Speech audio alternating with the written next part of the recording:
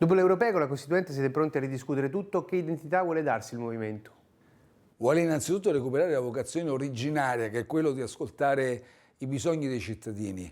Sono arrivati 22.000 contributi da parte degli iscritti e adesso entriamo nella seconda fase, quella del confronto sulle proposte concrete. È nato uno scontro durissimo, crede che Beppe Grillo voglia sabotare la Costituente? Ma non è possibile sabotare un processo costituente così democratico, coinvolgente e entusiasmante. Adesso gli iscritti hanno espresso pure le loro priorità, dalla sanità al contrasto di stipendi troppo bassi, alla lotta all'evasione, anche regole organizzative.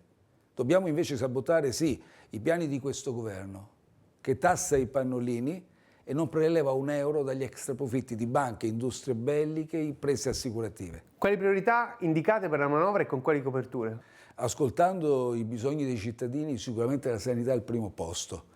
Dobbiamo assolutamente investire di più, non possiamo tollerare liste di attesa lunghissime, addirittura ci sono ospedali in cui si ingestano le gambe con stecche di cartone e le risorse ci sono, basta non investire in più armi ma prelevare dagli extra profitti di banche, imprese assicurative e industrie belliche e dalla lotta all'evasione.